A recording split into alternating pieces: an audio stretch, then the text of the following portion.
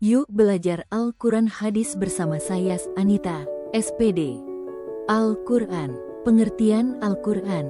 Menurut cendekiawan Muslim Quraisy Shihab, kata Al-Quran berasal dari kata kerja kara, yang berarti membaca, dan kata dasarnya adalah Qur'an yang berarti bacaan.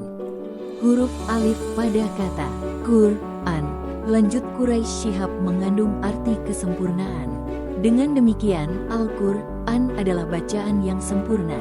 Tidak hanya sempurna akan kandungannya, namun juga redaksi serta petunjuknya.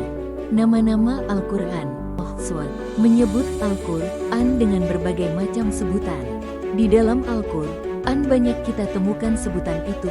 Di antaranya adalah Alkitab atau Kitab Allah. Dapat kita temukan di dalam QS Al-Baqarah ayat 2, yang artinya Kitab Al-Quran ini tidak ada keraguan padanya, petunjuk bagi mereka yang bertakwa.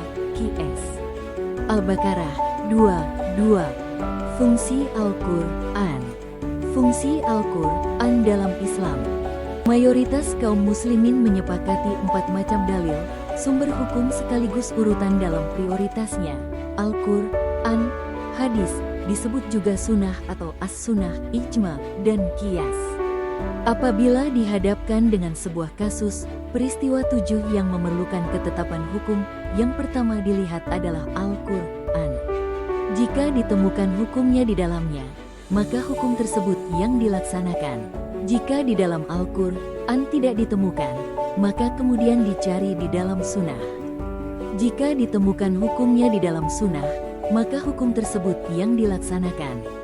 Jika tidak ditemukan hukumnya di dalam sunnah, maka kemudian melihat apakah terdapat ijma, kesepakatan para ulama, dari para mujtahid yang hidup satu zaman mengenai hukumnya. Jika ditemukan, maka hukum tersebut yang dilaksanakan.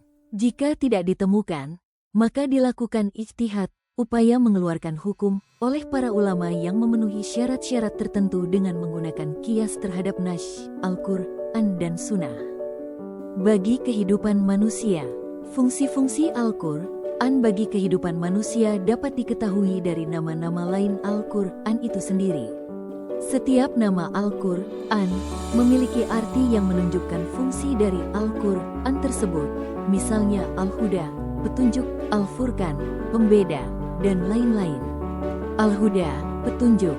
Dalam Al-Quran ada 3 posisi Al-Quran yang fungsinya sebagai petunjuk. Al-Quran menjadi petunjuk bagi manusia secara umum. QS Al-Baqarah 185, petunjuk bagi orang-orang yang bertakwa. QS Al-Baqarah 2, dan petunjuk bagi orang-orang yang beriman. Hadis, pengertian hadis. Secara bahasa, hadis artinya baru, tidak lama, ucapan pembicaraan, cerita. Menurut para ulama, hadis merupakan sinonim dari sunnah, yaitu setiap sesuatu yang diriwayatkan atau dinisbahkan kepada diri Rasulullah SAW.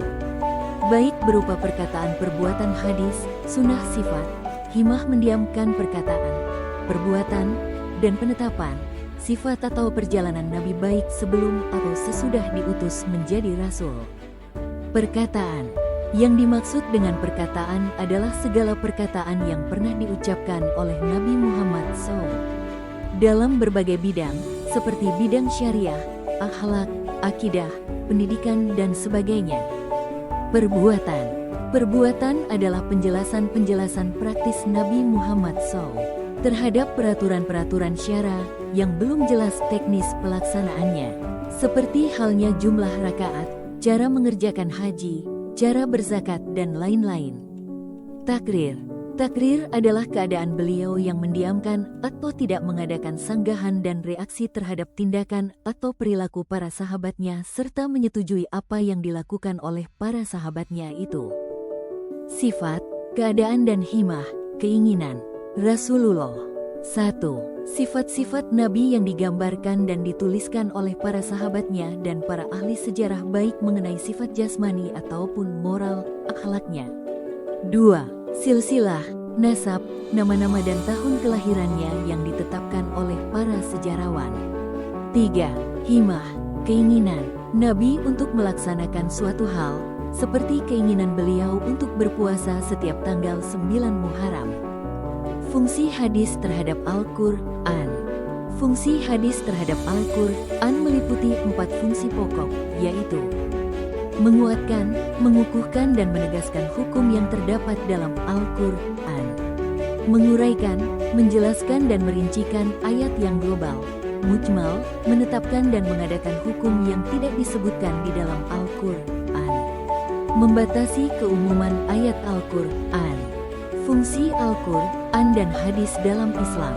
Al-Quran merupakan kitab suci terakhir yang diturunkan Allah SWT sebagai sumber hukum pertama dan utama dalam Islam. Hadis merupakan sumber hukum kedua ajaran Islam setelah Al-Quran.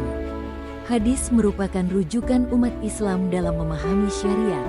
Terima kasih, semoga bermanfaat. By Anita SPD.